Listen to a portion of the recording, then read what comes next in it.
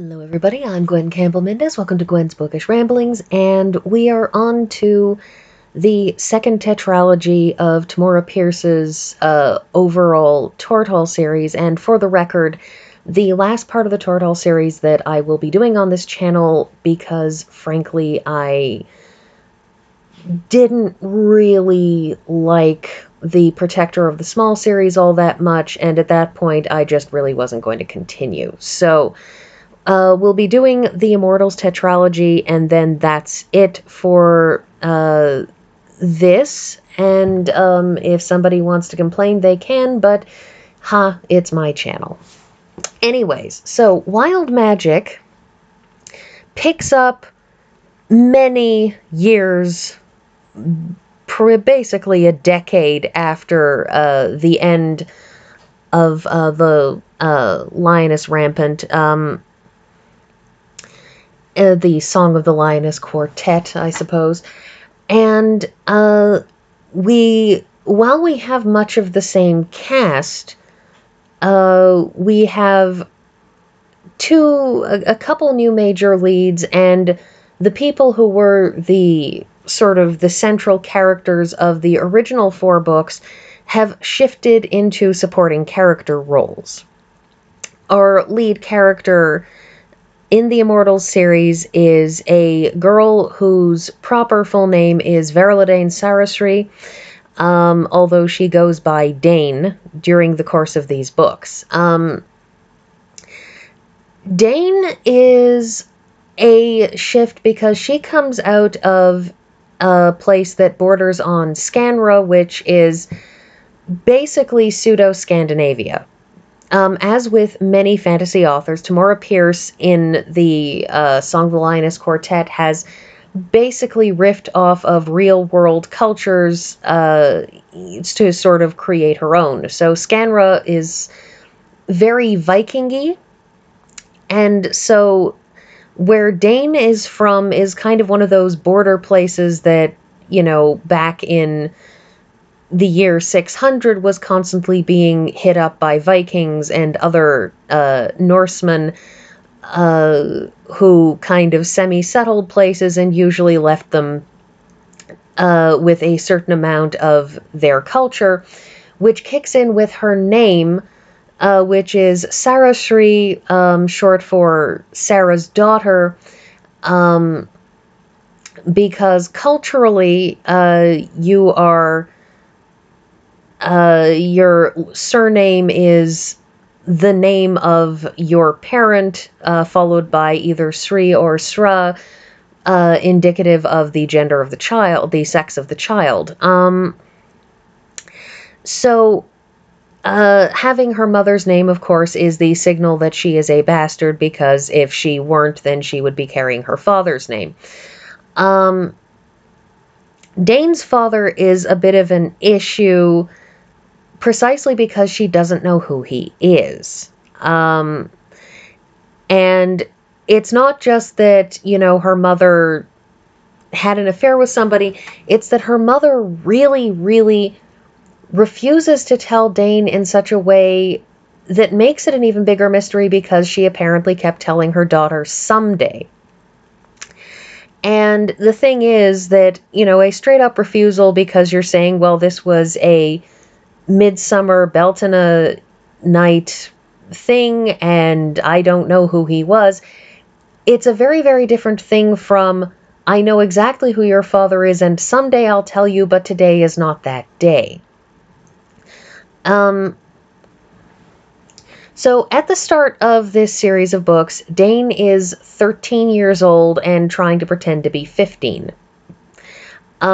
This is because at the start, in the immediate pre-book period, the events that actually put the change in Daine's life in motion are a series of events from immediately before the book. Basically, the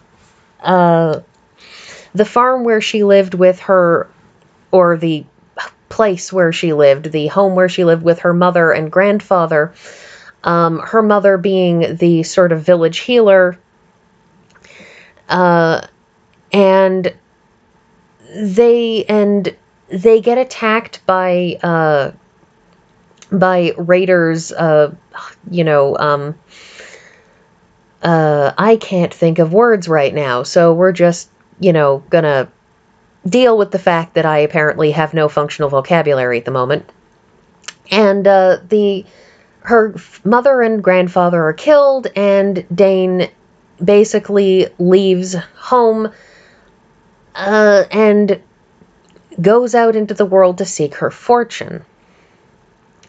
And so this particular book picks up at the start with the perspective of one of the brand new characters, the supporting character of Onua. And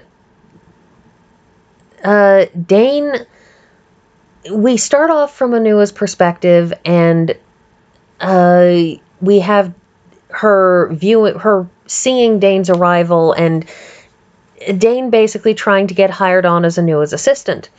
And Onua, even though she is well aware that Daine is lying about her age, that Daine is not as old as she claims to be, Onua basically takes Daine on with, first of all, because Daine proves that she is in fact able to handle horses as well as she does need to, but also because she's worried about a 13-year-old girl on the road on her own with no one except a pony to, take care of her. And so we follow Daine through this book as, among other things, Daine discovers that she does actually have magic. The title of this book, Wild Magic, relates to a very specific concept that is a new thing, a new entry into the world building of the universe of Tortall, etc. Because in the original books, you had the concept of people who have the gift, that is standard sorceress magic. You have a magic gift that allows you to do, move things without touching them. It allows you to transform one thing into another, to set fire on stuff by speaking words and pointing at things. And there was also the concept of the sight, which, again, the ability to either see things that are far away or see things that are going to happen or that have already happened. It's, fairly standard stuff. This wild magic is a concept of a type of magic that functions in a much more empathetic, instinctual, and less scientific way than the regular gifted magic. That the regular gifted magic is very much more an equation. It's very much more you concentrate really, really hard and you do this, this, this, and this, and you get this outcome. Whereas wild magic is seemingly designed to be something that functions at least partially on instinct, and something that does not have a formula and is not quite as exteriorly useful. It appears to be much more of a very specific inborn talent to do a thing, something that Tamora Pierce, a concept for magic that Tamora Pierce looks into and considers a great deal more in her Emmeline series, which does not apparently exist in the same universe, but people often write fanfic crossovers between the two. But Daine's wild magic allows her to speak with animals and to sometimes, and eventually to be able to heal them, but it doesn't give her any other abilities. That it's a very, very powerful tool, but it's a single-use tool, where, somebody with a gift, they have a multi-tool. They have something that can unlock doors, that can be used to, like I said, transform things into other things, to set things on fire. Daine can talk to animals, can order animals around, can heal animals, but she doesn't have any other things she can do with her gift. And so it makes the functioning of her magic very, very different, and also it gives her a great many things that she can do on instinct in a way that it's fairly clear that the Tortallan gift does not. That the Tortallan gift does not have much instinctive use to it. It has a lot of, if you are paying attention and focus and do a thing use. So it's very, very interesting. I find it equally interesting that Pierce decided that the universe needed a different kind of functional magic. Anyhow, Daine is, she's 13 years old and she's actually quite confident for a girl her age, which there are aspects wherein she's not confident, but they have to do with a very, very specific incident that happens before the start of the book where she